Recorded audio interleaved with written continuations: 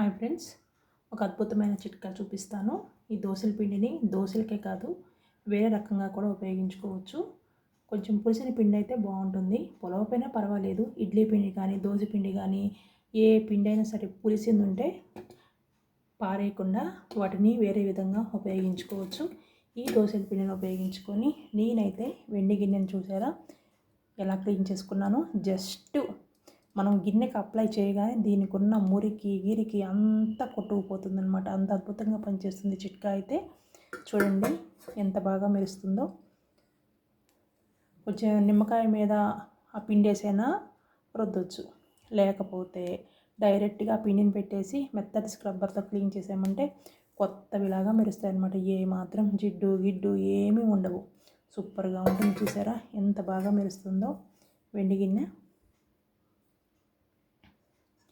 ఇదైతే మంచి టిప్పు. ఓన్లీ వెండికే కాదు, ఇత్తడికి, రాగికి, కంచుకి అలాంటి వాటికి కూడా ఉపయోగించుకోవచ్చు. కాకపోతే అలాంటి వాటికి కొంచెం చింతపండుతో వేస్తే బాగుంటుంది. వెండికి మాత్రం చాలా బాగా పనిచేస్తుంది. పట్టీలు కూడా బాగా మురిగిపోయి భలే మెరుస్తాయి. ఒకసారి ట్రై చేసి చూడండి. చిట్కా మాత్రం చాలా అద్భుతంగా ఉంటుంది. అసలు వెంటనే పోతుంది, అంత మంచి చిట్కా ఇది.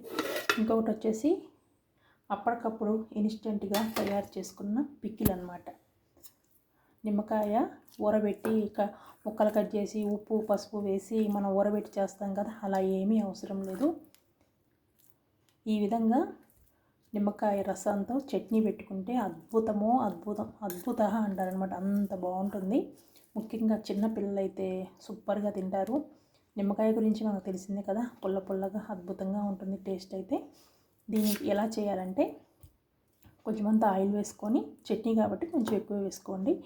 ఆయిల్ వేసుకొని దాంట్లో ఎండుమిర్చి, కరివేపాకు మర్చిపోయాను వేసుకోవటం. ఎండుమిర్చి, కరివేపాకు, కొంచెం జీలకర్ర, పోపు సామాను వేసి ఇంగువ పసుపు కూడా వేసి ఎల్లిపాయలు ఒక 10-15 వరకు కచ్చా పచ్చాగా దంచుకోవాలి చిన్న రోల్లో. వీటిని కూడా ఆయిల్లో వేసి జస్ట్ కలర్ మారేంత వరకు వేయించుకోవాలి. ఇక వెంటనే మాడకుండా స్టవ్ ఆఫ్ చేయాలి. ఆఫ్ చేసి దాంట్లో ఉప్పు కారం వేయాలి. ఉప్పు కారం సమానంగా మాత్రం వేయొద్దు. ఉప్పు కొంచెం తగ్గించి వేసుకోవాలి. ఎందుకంటే మనం దీంట్లో నిమ్మరసం పిండుతున్నాం కదా, ఇంత కారానికి ఇంత ఉప్పు ఇంత చట్నీకి నేనైతే 3 నిమ్మకాయలు పెద్దవి పిండుకున్నాను. నిమ్మరసం ఎక్కువ ఉంటేనే దీనికి టేస్ట్ అనేది చాలా బాగుంటుంది, అదనంగా వస్తుందన్నమాట. మామూలుగా ఉండదు, వేరే లెవెల్లో ఉంటుంది. వేడి వేడి అన్నంలో ఇది పిల్లలకి వేసి పెట్టండి, సూపర్గా ఉంటుంది. కొంచెం పప్పు కూడా ఉందంటే బాగుంటుంది పుల్ల పుల్లగా.